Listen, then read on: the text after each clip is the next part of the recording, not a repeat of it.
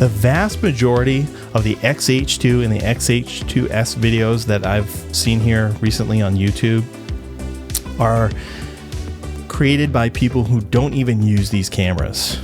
They may be a Canon user, a Sony user, but they're just more interested in getting people to click through to the video and watch it, as opposed to actually talking about the camera and where Fuji is headed in the first place. I think it's awesome that Fuji is spending quite a bit of R&D on the X-H2S, but from a long-time Fuji user, like I'm going back to 2000, I think it was 2015, right, when I bought the X-T1.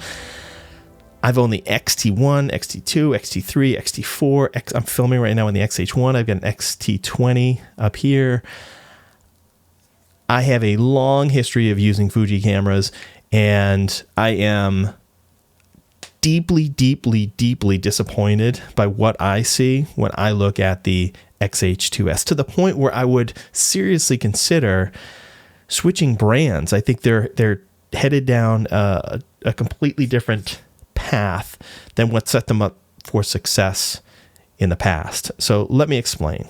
Number one, and this is like my biggest problem with Fuji right now, has to do with autofocus performance in video. I will stop short of saying that it's atrocious, but it is really bad. Autofocus for photos only, for stills, fantastic. Does a great job. For video, it is a hot mess. And anyone who actually uses these cameras can attest to that. Even with the newer lenses, like on the camera that I'm filming right now, the X-H1, I have the 18mm 1.4.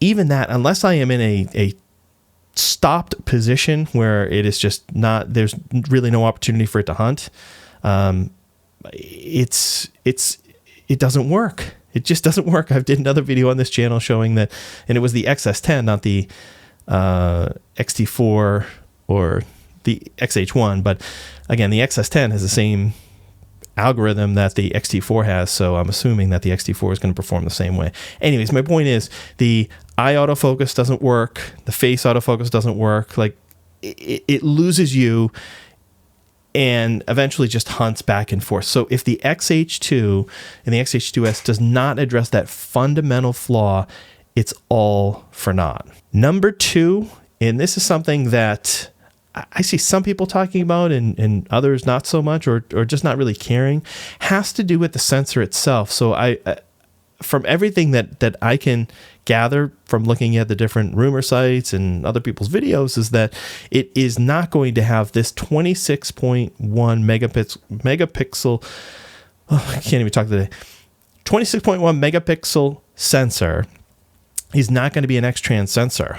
It's going to be a Bayer sensor. So that may be great for some. I've tried other Fuji cameras. I think it was the XA5, I want to say, that I tried out for like 2 or 3 days. I had bought it from Robert's Camera out in Indianapolis, and they shipped it. Great company, by the way. But that thing was terrible. Now, forget about the camera itself, but the image output using that Bayer sensor was bad compared to an X-Trans sensor. Maybe it's just me and my perception of what it can and cannot do, or maybe that was just a terrible sensor. I don't know, but my experience with the Bayer sensor in a Fuji camera was less than ideal. The third thing has to do with auto exposure.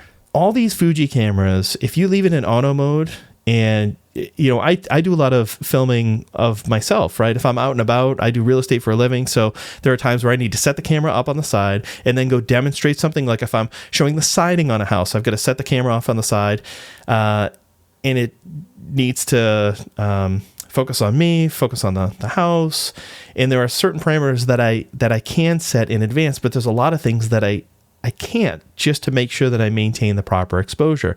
There's clouds in the sky, of course, right? So when it's bright sunshine, it's going to call for a different exposure value. So the problem with Fuji right now is you have this terrible stepping exposure. So as the clouds pass through, then all of a sudden it'll brighten up and then dim down, and it does it in like these increments, as opposed to like a slow and steady increase in the exposure and the decrease in the exposure. So I don't know if that's going to get fixed with the X-H2S, but again, if they don't, that's a huge miss. That's a big big problem. And correct me if I'm wrong. I mean, I've been using these cameras for a long time, so I like to think I know what I'm doing.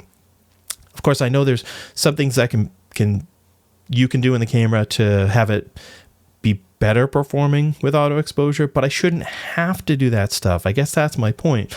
I have footage on here from like, I don't know, 5, 6, 7 years ago, maybe even longer than that. It might be 7 or 8 years ago from like a Sony, I want to say it was like an A57. It was from a trip I took to Nova Scotia with the kids. We're on a boat and changing exposure, and it's so smooth. And this is like 7 or 8 years ago. And here we are, 2022, and Fuji still hasn't caught up to the competition in that respect. All right. My fourth and final one has to do with this damn cooling fan that they expect people to strap onto the back of the camera. That is like beyond me. It makes absolutely no sense whatsoever. So Fuji is, to me, it's synonymous with light, nimble, easy to use, manual controls, like just being able to grab the camera and just go and just have the camera, right? I mean, there are some options, of course, with the battery grip. I get that. I have that connected on my X-H1 right now because I have the power going in. But to have a fan attachment to the back of a camera body is just beyond me. It's a terrible decision. It's a 100% a design flaw and an afterthought. It was like, once they built it, they were like, uh-oh, we got some heating issues. So let's just see if we can come up with something that might work to cool it down so people don't get mad in the reviews. That's what it felt like to me. Speaking of which, why do we need to cool down the camera? Does anybody actually need 6K or 8K, 10-bit, 422? Do you really need that stuff in these cameras? There might be a tiny sliver of people that do, but the vast majority of the people do not need that stuff. Instead, they should be focusing all of their energy on getting the autofocus fixed in video mode. Get it fixed. When I pick up a Sony camera and I put it in tracking, object tracking mode, and I click on the person's face or the object, and then I move the camera, get a little excited here, and I move the camera around like all over the place, that little box goes zzz, all over the place, right? You do that with a Fuji camera, you first of all, it doesn't have object tracking, but if you do even just face tracking and Face ID, or if not Face ID, but eye autofocus, it finds the face, and then you go like this, and what does it do? Exactly what it's doing right now. It pulls you out of focus.